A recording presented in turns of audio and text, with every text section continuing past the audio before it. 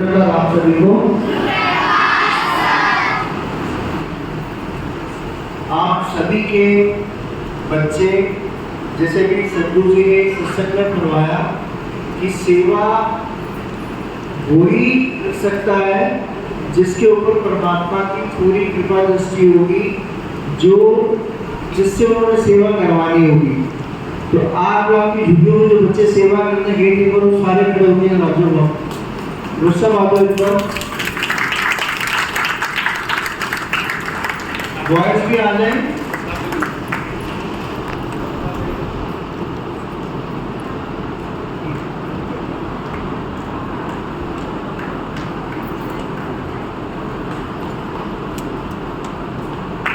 Boys भी आ जाए जो सेवा करने गए थे, एक बार आ जाए सब। ये सब एक बार क्लैपिंग कर दो इन सब के लिए।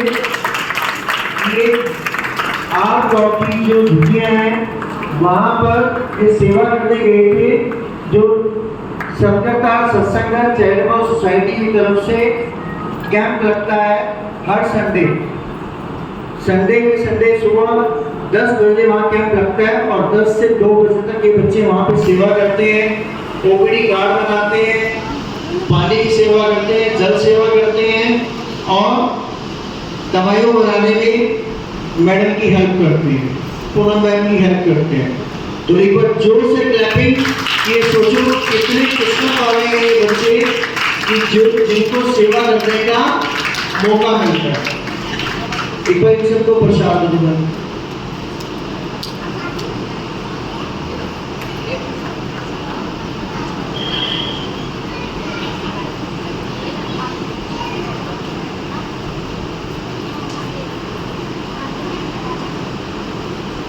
जिनका नंबर आता रहता है सेवा करने के लिए वो बच्चे बिल्कुल थोड़ा खड़े हो जाए। कौन कौन से और बच्चे हैं जो वहाँ पे गए हैं, पहले जाते रहते हैं, वो कौन कौन से बच्चे हैं?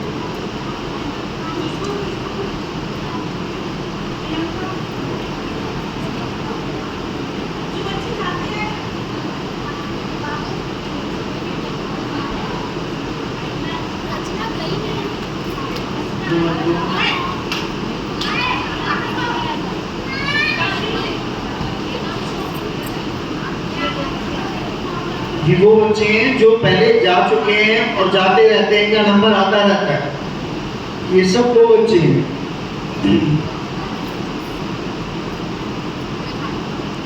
अब सद्गुरु जी ने सत्संग में फरमाया कि सेवा करने का मौका सद्गुरु जी के दया कृपा से ही मिलता है। अपने आप से किसी के मन में नहीं आएगा सेवा कर। मानसी आप नहीं जाते गए हो ना पहले? मीनाक्षी का मीनाक्षी भी आई।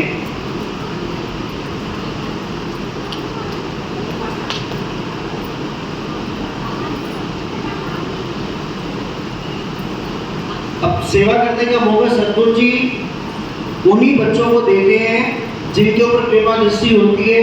हो सकता है अब आने वाले टाइम में और बच्चे भी जाएं जिन जिनको सेवा करने का मौका मिल रहा होगा, उनका नाम आए कि आपकी इस संडे को आपने जाना है, इस संडे को आपने जाना है। तो सद्गुरु जी हमें झिड़कों का मतलब होता है गुस्सा। अब हम लोग क्या करते हैं, हम लोग भी सिर्फ गुस्से से करने के लिए अपने सद्गुरु जी के पास नहीं जाते कि यहाँ भी हमारे को गुस्सा ना मिलता है, गुस्सा ना होना पड़ता है। तो उस गुस्से से भी डरना हमें। झिड़का मतलब समझ गए ना कि आपको पंजाबी का वर्ड है झिड़का, उसका मतलब होता है गुस्सा। अब जिन को जो जिस अपने सद्गुरु जी को मानता है या जिसको भी जो मानते हैं, उनके गुस्से से डरकर अगर वो उनके पास नहीं जाता तो ये वो गलती करता है। गुस्से से नहीं डरना है, आपने उस सेवा में जाना है, सेवा में लगना है। अब सद्गुरु जी ने ये भी बोला सत्संग में कि सेवा करने के साथ साथ जो भक्ति करेगा उसका आनंद भी कुछ हो रहा है, उसका आनंद भी कुछ हो रहा है। अब आप घर में अगर आप बर्तन मांजते हो तो वो आनंद आपको नहीं आता होगा घर में जो यहाँ पे बर्तन मांजते हुए आनंद आता है नहीं आता है ना? तो एक अलग ही आनंद आता है। तो सोचो कि अब सद्गुरु जी की आप लोगों पर कितनी बड़ी कृपा होती है कि आप आपस में बोलते भैया मेरे को बैठने दो, बैठने दो, मेरे को बैठने दो। और यही घर में अगर आपने बर्तन मांजे हुए हो तो हम अपनी बेटी को डांटते हो, अरे भैया तुम बर्तन मांज, सुबह मैंने मांजे थे, शाम को तुम मांजते।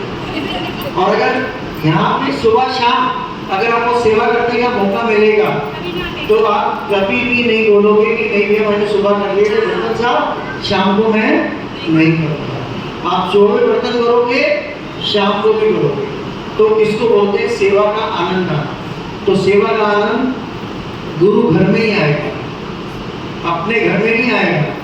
गुरु के घर जाओगे, वहां पे आपको सेवा का भरपूर आनंद आएगा और आप इतने आनंद से सेवा करोगे, चाहे आप 2 घंटे 3 घंटे 4 घंटे पूरे भीग जाओगे तब भी सेवा करते रहोगे, आपका मन नहीं करेगा कि मैं उठूं। और यही अगर बर्तन घर में सुबह कर लिए तो शाम को अपनी बेटी को बोलोगे भैया सुबह मैंने किए थे, अब तो बर्तन कर ले। जैसे मेरी बीवी मेरे को बोल देती है कि भैया सुबह मैंने बर्तन धो लिए थे, शाम को तुम धो।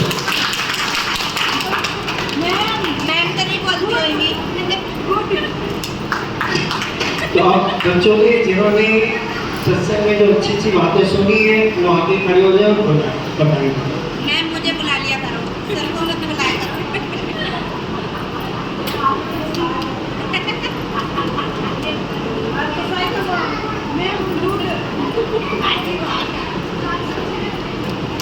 आप सभी को मेरा नमस्कार। मेरा नाम दक्षा। आज मैं सतगुरु के प्रवचन में क्या बताना चाहती हूँ। जिंदगी तुमने दी है, संभालोगे भी तुम। मेरे सतगुरु आशा नहीं विश्वास है, हर मुश्किल से निकालोगे भी तुम। धन्यवाद।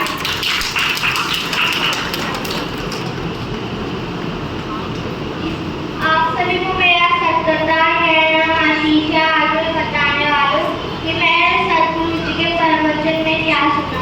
मैंने सुना कि हम किसी प्रतियोगिता या किसी रेस में भाग लेते हैं तो अगर हम उसमें हार जाते तो हम कोशिश करना बंद कर देते हैं। अगर हम कोशिश करना बंद कर देते तो भगवान हमारे साथ नहीं रहेगा और वो हमारा साथ छोड़कर चला जाएगा। और अगर हम ऐसी कोशिश करते रहेंगे, चाहे हम प्रतियोगिता में पहले हार जाए, फिर तीसरी थर्ड आए, फिर सेकंड आए, फिर फर्स्ट आए, ऐसे करके हम जीत सकते हैं प्रतियोगिता में अगर हम कोशिश करें। और जो भी कोशिश करेगा उसके साथ भगवान हमेशा रहेंगे। धन्यवाद।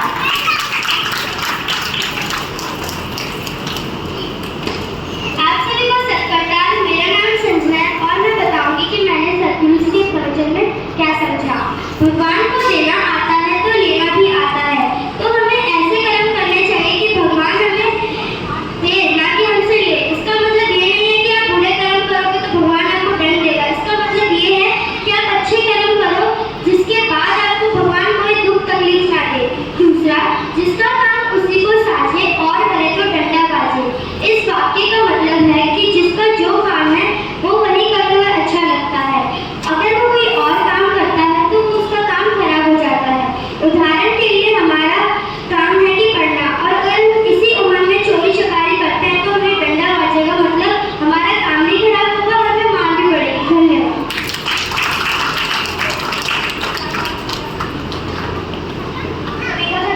मेरा नाम भारिका है। मैं आपको बताने जा रही हूँ मेरे सतगुरु के प्रवचन में क्या था। अगर हम अपने आप ही अच्छा कहते हैं तो हम कभी भी भक्ति नहीं कर पाएंगे और अंत समय तक मचकाते ही रहेंगे।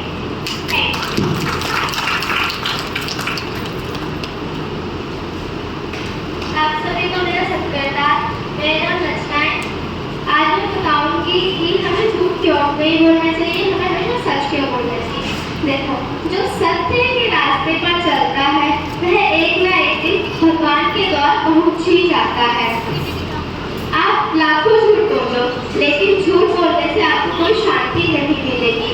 सच बोलकर हार जाना, लेकिन कभी झूठ बोलकर जीतना मत। अगर हम 1 लीटर दूध में 2 बूंद पानी डालेंगे तो उसमें कोई फर्क नहीं पड़ेगा, और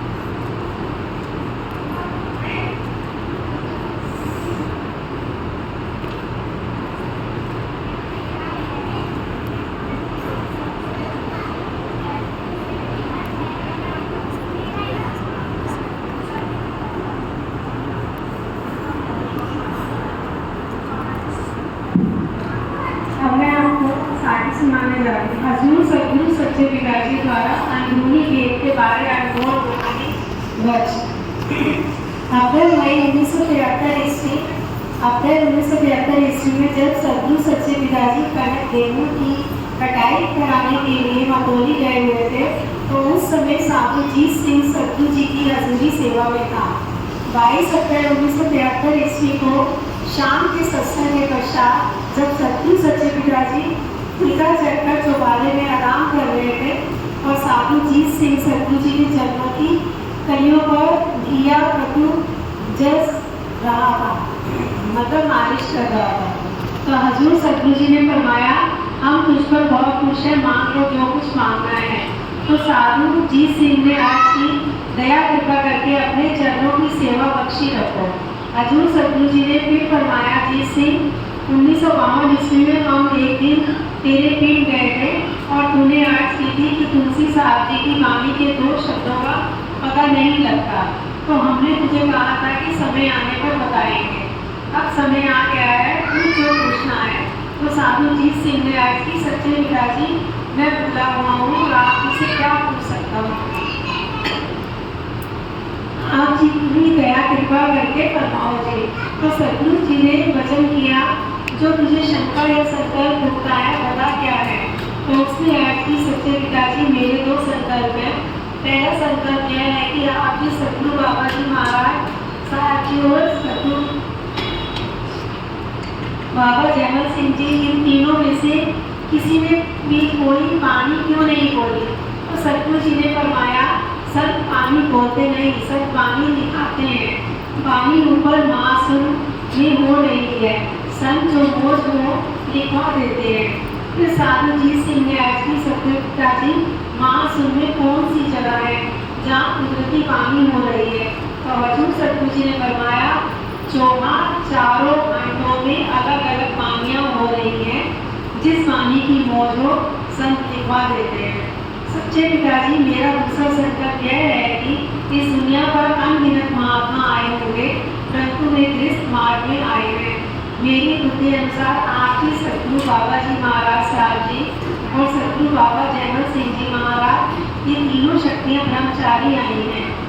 व्यास वाले संत बाबू सामन सिंह जी महाराज के पास किसी सत्संगी ने आज की कि लक्ष्मण जी जगती हुए हैं, तो आगे से उन्होंने वचन किया था कि वे लक्ष्मण जी तो एक इंद्री का जगती हुआ है, परंतु हमारे भाई साहब भाई बद्रा सिंह जी जो तरन तारण में डेरा राधा स्वामी के तक निवासी हैं, सभी इंद्रियों की जगती हैं। इतने बड़े महात्मा इस बात लोक में शायद ही कोई और आए थे। यह क्या मौज है कि इन तीनों महात्माओं ने वाणी क्यों नहीं लिख पाई। तो हजूर सद्गुरु जी ने फरमाया, वाणी तो संतों ने लिखवाई थी कि वाणी पढ़कर विचार करके और पूर्ण सत्य को मिलकर जीव बंदगी करेंगे, परंतु हुआ क्या, लोगों ने वाणी लिखवाने वाले को नहीं माना, सबो लिखत को सद्गुरु मान लिया। इस तरह वाणी लिखवाने का भाव उलट हो गया और फायदे की बजाय जीवों का नुकसान हो गया। इसलिए अब और वाणी लिखवाने का कोई जरूरत नहीं। तो साधु जीत सिंह ने संबोधन कहा। साधु जीत सिंह ने फिर अर्ज की, सच्चे पिताजी पहली रचना का प्रयोग किसने की, कृपा करके इसका निर्णय करोगी।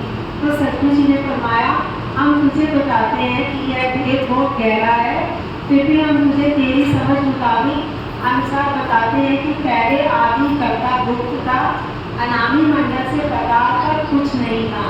इसके बारे स्वामी जी महाराज ने सार वचन छंद बंद के जेठ ज्येष्ठ मई के महीने में वर्णन किया है और सारा भेद खोल कर बताया है। उस समय रचनहार आदि कर्ता गुप्त था और अपनी मौज में था, फिर मौज हुई तो रचना कर दी। आदि कर्ता ने पहले 4 मंडलों अनादि मंडल, अंगम मंडल, अलग मंडल और सतलों की रचना की और मुद्दत समय बीत गया, इन 4 मंडलों से आगे कोई रचना न हुई। इसके पश्चात आदि कर्ते की जब मौज हुई तो शब्द प्रकट हुआ, फिर शब्द ने सतलों से नीचे की रचना की। इससे आगे सद्गुरु सच्चे पिताजी ने साधु जीत सिंह से अंदरूनी भेद के बारे जो वाणी वचन किए वे सभी क्रमवार नीचे लिखे जाए। आगे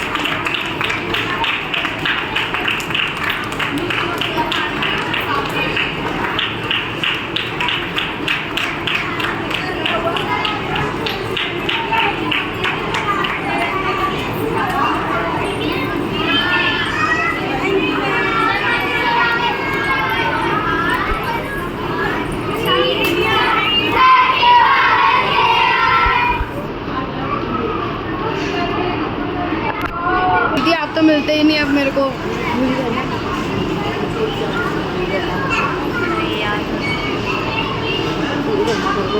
आ जाए